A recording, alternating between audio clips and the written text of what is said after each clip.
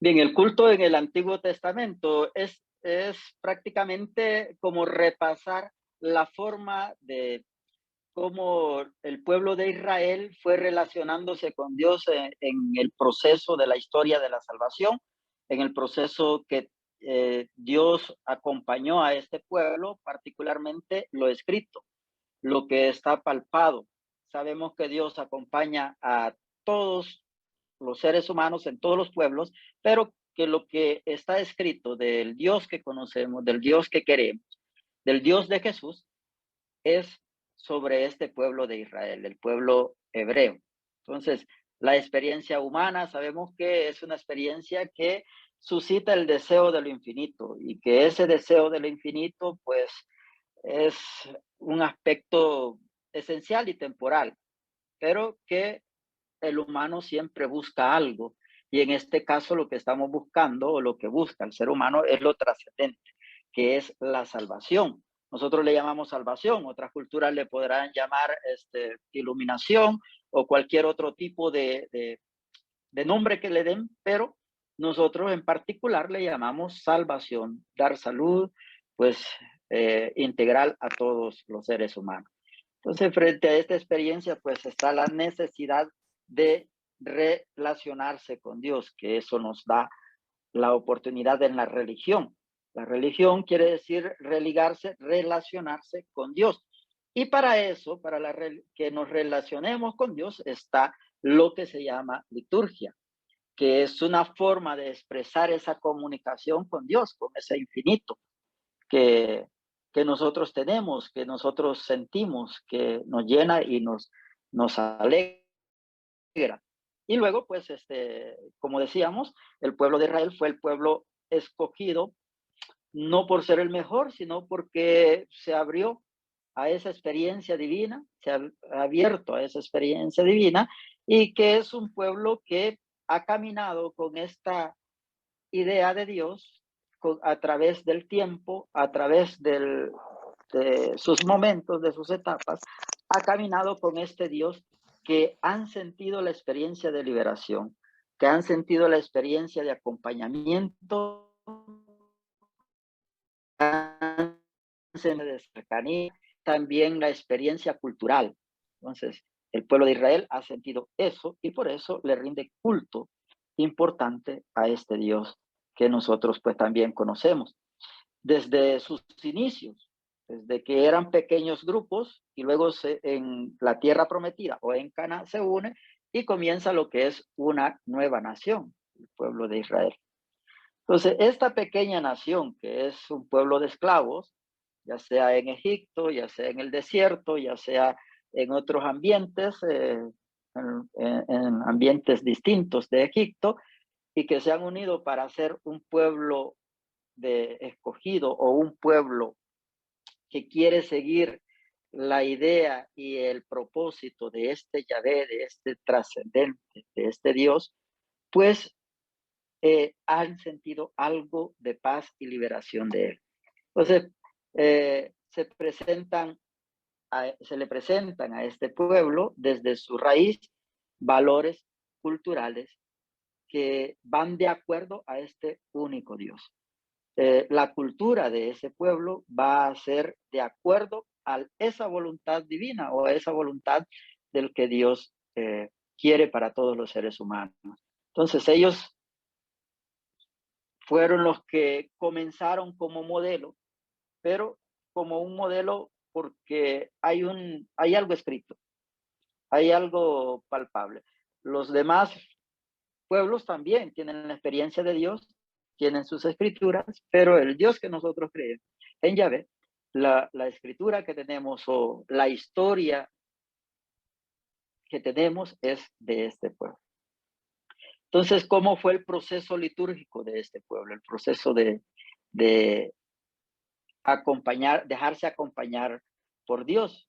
Pues en la Biblia aparece la alabanza, aparece el culto, aparece en el antiguo Israel una forma de invocar a este Dios y aparecen algunos aspectos.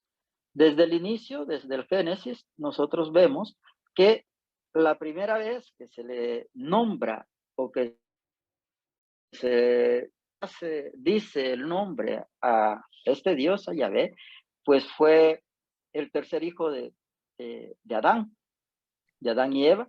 Entonces, ahí se ubica escritamente que fue la primera vez que se nombró a este Dios. Entonces, encontramos también posteriormente, pues, otros actos de presentar ofrendas, otros actos de presentar símbolos, de presentar algo que simbolice esa relación que ellos quieren tener con Dios, y es pues con el sacerdote Melquisedec y Abraham. En el Génesis vemos cómo este sacerdote, que no sabemos de dónde viene ni de dónde es, pero hace un acto de presentación con pan y vino. Pan y vino que ya después va a ser una tradición de ofrenda, va a ser una tradición de signo, y que hasta hoy los cristianos, pues el pan y el vino es lo que significa para nosotros la transformación o la presentación de este Dios que es Jesús de Nazaret. Él en su momento se va a querer quedar en esas especies de pan y vino.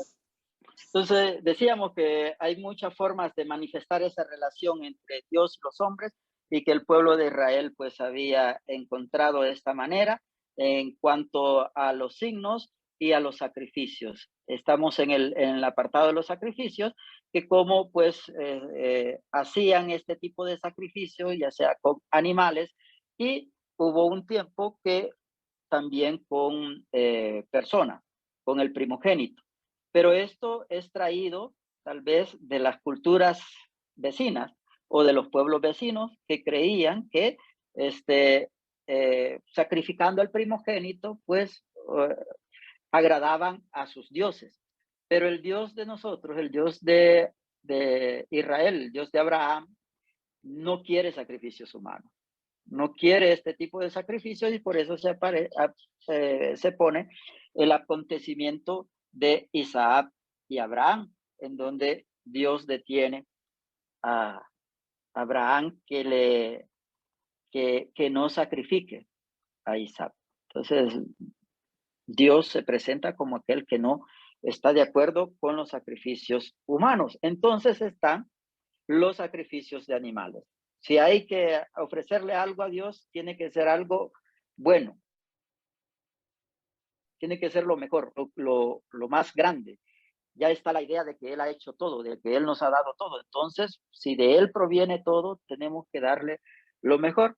Y entre esto, pues están lo que uno mejor tenga de sus cosechas, de su ganado, eso es lo que le va a ofrecer a Dios. Tenemos también, aparte de entre muchos relatos, tenemos el relato de Caín y Abel. Ahí se muestra cuando se ofrece los frutos de la tierra, y el otro ofrece lo mejor de su ganado. Entonces, aunque haya ahí alguna interpretación entre los agricultores y los pastores, que estaba ahí una parte conflictiva, y que se escribe esto para relacionar esos dos ambientes, agrícola y pastoril.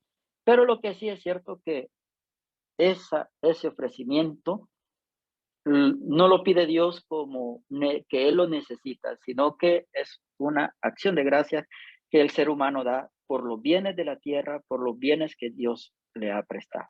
Entonces está una lista de animales puros e impuros que podemos ver en el Antiguo Testamento en relación a lo que se le va a ofrecer o a lo que se le va a dar a Dios. Luego viene lo que son las fiestas en la acción litúrgica. Si ya está lo que es el sacrificio, lo que es el culto y lo que son los signos de el ser humano para ofrecer esa relación íntima con Dios, pues ahora están el momento lúdico, las fiestas. Y entre estas fiestas religiosas se estructura dependiendo a ese calendario de esta cultura israelita. Entonces, el calendario de la cultura israelita va a mostrar cuándo es que cosechan, cuándo es que recogen, cuándo es que cultivan, cuándo es que tienen mayor prosperidad o menor, y en algún momento la idea de prosperidad entra, porque si yo le doy más a Dios, Dios me va a dar más a mí. Es en ese momento que empiezan algunas fiestas del pueblo de Israel. Pero hasta cierto punto lo que está haciendo el pueblo de Israel con estas fiestas es pues recordando algunos acontecimientos y agradeciendo otros aspectos, agradeciendo su trabajo, agradeciendo sus frutos y recordando acontecimientos como la liberación o como el momento en que Dios se manifiesta en ellos. Cuando Dios se manifiesta en ellos, les queda grabado y por lo tanto lo recuerdan. ¿Cómo? Pues ponen una fiesta popular que tengan ellos y ahí se recuerdan de ese acontecimiento. Entonces, la primera fiesta que presentamos es la fiesta de la Pascua, que por cierto hoy la estamos viviendo de un aspecto ya cristiano, con Jesús, que es nuestra Pascua, y nos ha liberado y nos ha llevado al Padre. Entonces, pero en esto, ¿cómo inicia esta fiesta? Es primero con el recuerdo y la celebración de la liberación de la esclavitud de Egipto. Entonces, esto tuvo origen agrícola, un origen agrícola, y luego pasó a significar pues esa fiesta de la liberación de la esclavitud. Por eso se ponen ahí panes sin levadura, que se transforman en un símbolo de recuerdo y como una fiesta de ambiente de comida, ambiente de acogida, de cercanía. Entonces, por eso, pues, luego pasa a ser el símbolo de el paso de la esclavitud a la liberación. Luego está la fiesta de las semanas, que también conocida como la de las primicias, y se celebra al comienzo de las cosechas, y en ella se ofrendan los primeros frutos de la tierra, los que son tenidos como un signo de amor de Dios por su pueblo, al que cuida, dando alimentos como consecuencia de su trabajo. O sea, esa acción de gracia por lo que Dios le da al ser humano, pues hacen esta fiesta, la fiesta de las semanas, que es ofrecer las primicias a Dios.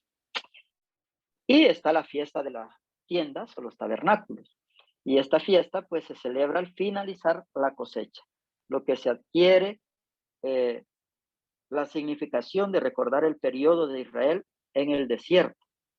Ellos se acuerdan cómo pasaron hambre, cómo pasaron penas en el desierto. Y entonces esta fiesta de las tiendas y de los tabernáculos, aunque ellos ya tengan su casa, hacen su choncita aparte para recordar la incomodidad, recordar las insatisfacciones que tuvieron, toda la experiencia del desierto. Entonces allí, con eso, recuerdan cómo Dios se fue manifestando con ellos también en esos momentos históricos, en esos momentos precisos que pasaron por el desierto.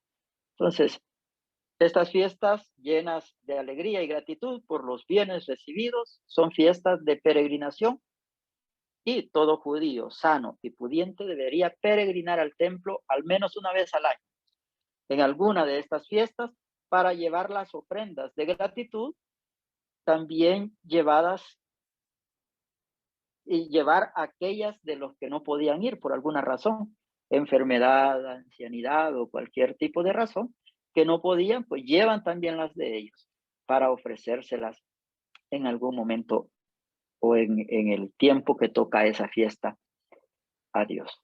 Y lo hacían en el templo. Entonces vienen lo que es los sacrificios y va a haber una legislación para los sacrificios ya después, cuando han caminado un poquito más, va a haber una legislación. El libro de Levítico va a ser uno de los libros donde expresa litúrgica se deben hacer los sacrificios. De acuerdo a cómo ellos, pues, lo asumen, como ellos lo ven necesario, lo ven grato a los ojos de Dios. Y ahí vemos varias citas de Levítico donde podemos ver cuáles son las normas, cuáles son las medidas o las leyes que se forjan para esos sacrificios y que según ellos, o desde su experiencia, son lo mejor para darle a Dios. Entonces, en el antiguo Israel, la alabanza se ejercía a través del sacrificio, las ofrendas y la fiesta. Entonces, el culto, la alabanza, se ejerce por estos tres aspectos: el sacrificio, las ofrendas y las fiestas. Ese es como el resumen de la liturgia o del acercamiento de ellos a Dios, de la vida que ellos tenían para comunicarse con Dios. Y luego también nos toca ver lo que es la reacción profética, o sea, cómo los profetas ven este tipo de acciones del pueblo y cómo ellos pues toman parte de eso desde su actividad profética de anuncia y denuncia, de fijarse en los signos de los tiempos de ese momento y dar respuesta asertiva y una palabra de lo que están viviendo. Bien, entonces está la reacción profética y vamos a poner por lo menos en esta parte cómo ellos actúan ante estos actos de alabanza, de culto, de fiesta y de adoración o de acercamiento a Dios. ¿Qué palabra tienen ellos? Y empezamos vamos solo a dar 3 ejemplos. El profeta Amós, que se presenta el tema de la relación entre la alabanza e injusticia social. En el libro del profeta Amós, capítulo 5, del 4 al 7 y del 21 al 24, vemos cómo Amós tiene unas palabras para juzgar esa relación de la alabanza entre el ser humano y Dios, de su tiempo y de su pueblo. Entonces, él claramente la incompatibilidad entre las prácticas injustas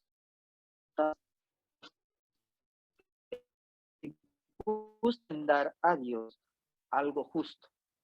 O sea, difiere mucho de lo que ellos, con sus sacrificios y con sus actos, hacen con lo que están haciendo con el ser humano o con los demás, con el pueblo que están dirigiendo. Por eso es que él insta a no ir al templo, sino a buscar a Dios, como si hubiera una incompatibilidad entre ambas actividades. Claro, está la incompatibilidad de que se dice una cosa en el templo, se hace una cosa en el templo, pero afuera en la realidad están haciendo muchas injusticias. Prefiere Dios que haya justicia a que le ofrezcan tanto sacrificio. Y el profeta Osea utiliza pues una hermosa imagen inspiracional que dice que la ofrenda de nuestros labios, es decir, nuestras palabras, serán coherentes con nuestro corazón. O sea, que mis intenciones vayan de acuerdo con mis acciones. Y si yo quiero agradar a Dios, las intenciones tienen que ser buenas. Y no solamente palabras y con intenciones que no sean buenas. Por eso reclama amor y justicia. Por la experiencia de vida del profeta Oseas, logra entender que el amor y la justicia es el sacrificio más grande que Dios quiere. Y que si no está el amor y la justicia, los contenidos son vacíos, aunque sean espectaculares, aunque sean grandiosos, pero si el amor y la justicia no existe en estos sacrificios, pues el contenido carece de fondo, de forma, de sentido. Por eso Dios exige misericordia, exige sacrificio desde el corazón, desde lo más profundo de nosotros. Entonces, el profeta Oseas es el encargado de reclamar ese amor y justicia al pueblo. en todos, en los liturgias. Y Isaías, el otro ejemplo que hemos puesto, que es también el que nos invita a recrear esa alabanza con la sintonía en la justicia, amor también al prójimo. Entonces, por eso encontramos el pasaje famoso de Isaías 58, 6, 12. ¿Cuál es el ayuno que le agrada al Señor? No es que Isaías esté en contra del ayuno corporal o en contra del ayuno como práctica de acercamiento a Dios, como una práctica de unión o de tener esa comunión con Dios, sino que más que todo ese ayuno debe de la solidaridad, la comunión, a quitar las opresiones, a rechazar las injusticias, a rechazar los desvíos que se puedan dar y a rechazar aquella adormecimiento de conciencia de que yo voy a ayunar, pero que después puedo hacer lo que yo quiera porque yo ya hice algo por Dios. No, en ese pasaje vemos que el profeta pide piedad, el profeta pide liberación, pide paz, pide justicia y pide salvación para todos aquellos que lo necesitan. En este caso, el pobre, el huérfano y la viuda. Y en el caso de nosotros, pues vamos a ver cuáles son las realidades de los más débiles, de los más necesitados que estamos teniendo actualmente. Y bien, ante todas estas situaciones, vamos a tener unas conclusiones ahí sobre el culto del Adviento y relacionado también con los profetas.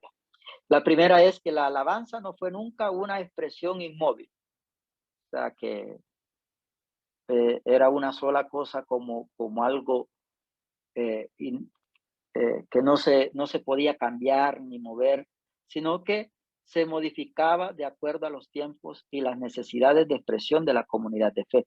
Y por eso vemos 150 salmos, y en cada salmo vemos diferentes formas de comunicarse con Dios, comunicarse con este trascendente, con este Dios que los ha llamado. Entonces, esos 150 salmos también nos resumen esa historia de cómo Dios se va acomodando y el ser humano se va acomodando a Dios.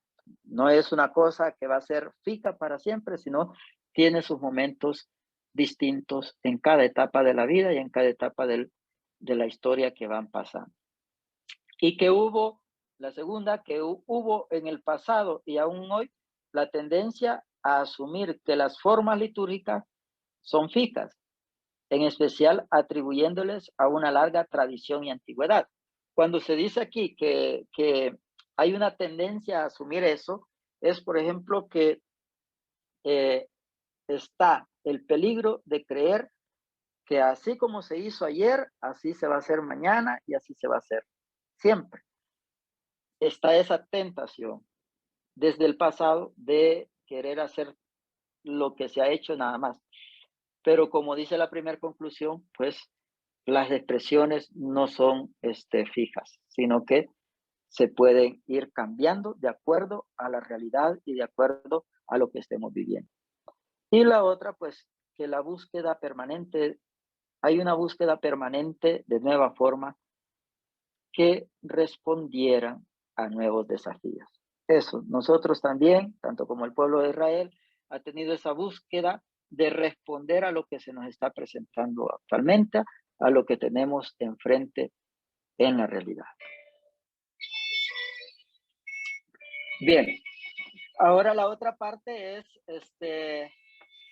cada uno va a mostrar cuáles son esos tres elementos que escogió para mostrarlo aquí con nosotros, ya sea que los mencione o que los muestre en la cámara. Entonces, si quieren voy como mencionando quién va mostrando o si voluntariamente lo hacen.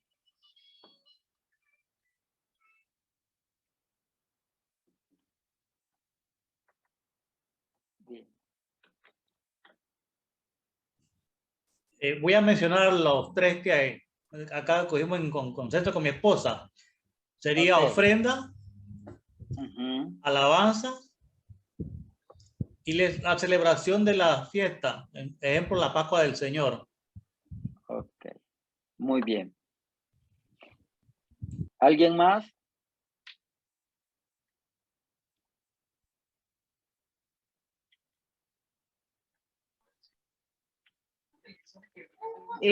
Sería la alabanza, la acción de gracias y el sacrificio. Muy bien.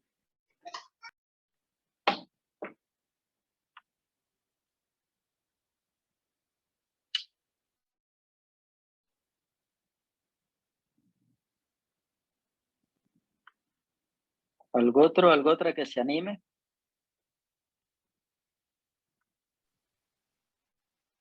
Alabanzas, sacrificio y ofrenda.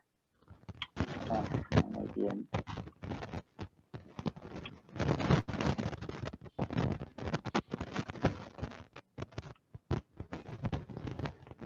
Bien, ¿otro más? Además de la que mencionaron, también haciendo referencia a las citas que usted menciona en este primer tema, también nos referimos a la liturgia de la palabra como una parte pues de culto. Muy bien, sí. La liturgia de la palabra. Nosotros la entendemos muy bien ahora, que la practicamos y la hacemos en cada celebración de la palabra.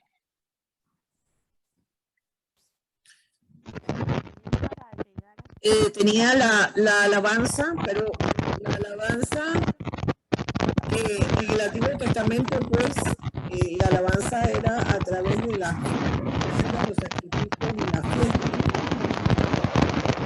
Muy bien, Maybelline la ha adaptado ya a lo nuestro, ¿verdad? Las fiestas patronales, el ofertorio, la liturgia que nosotros estamos llevando ya, que nosotros conocemos y que lo vamos a ver en la otra sesión. Entonces, eso es bueno, ya ir adaptando también esos aspectos litúrgicos. Bien, el sentido de que nosotros conozcamos la liturgia del Antiguo Testamento, el culto y la forma de que en el Antiguo Testamento se ofrecían primicias, se le ofrecía salmos, alabanzas y todo a Dios, es para que nosotros también logremos comprender lo que nosotros hacemos en la Eucaristía o incluso en cualquier otro acto litúrgico. Sabemos que la liturgia pues es como algo rutinario, es como la rutina. Nosotros como personas tenemos una propia liturgia, una propia rutina. Cuando nos levantamos, hacemos una serie de actividades casi que fijas. Cada quien, yo les puedo preguntar a ustedes, quizás este es más fácil de contestar, ¿qué hacemos cada vez que nos levantamos? ¿Cuál es nuestra primera acción que cuando nos levantamos? Si ya decimos nosotros, pues depende, cepillarnos los dientes, bañarnos o qué sé yo, cualquier actividad que logremos hacer. Y esa actividad personal es nuestra liturgia personal. En el trabajo, cuando vamos al trabajo, nosotros tenemos una serie de tareas que hacemos y las vamos desarrollando de acuerdo, las vamos teniendo. Entonces, ese desarrollo de ese trabajo es otra liturgia de un trabajo, es otra rutina laboral. Entonces, por no poner ese nombre de rutina que lo podemos tener como tal vez un poco negativo, pues es la liturgia de la iglesia, ciertos signos, ciertos actos que se hacen. Nos ponemos de pie, nos sentamos, contestamos ciertas palabras fijas, ¿qué es esto? Estos gestos y estos signos son actos que hablan mucho más que las palabras. Por ejemplo, una vela encendida representa la luz de Cristo, representa al Señor resucitado, representa todas estas cosas que nosotros podemos dar un tema de unas 2 o 3 horas hablando sobre la resurrección, hablando sobre Jesús, luz y vida, y hablando sobre la iluminación que tenemos que tener, el misterio que se nos da y todo esto. Podemos hablar muchas palabras, pero con solo la vela que veamos ya nosotros la comprendemos, la entendemos y sabemos qué significa. Y así todos los signos y todos los actos litúrgicos resumen un significado grande de lo que, valga la redundancia, en ellos significa. Así son también los otros aspectos sacramentales y cualquier otro aspecto también que dan la gracia que por ellos significan. Entonces, es precisamente ese número de cosas o esa serie de actos que nosotros hacemos que le llamamos pues liturgia. El pueblo de Israel lo hizo de una forma, los cristianos de acuerdo a las realidades que vivimos, lo hacemos y recordamos al Señor de una forma pues también particular.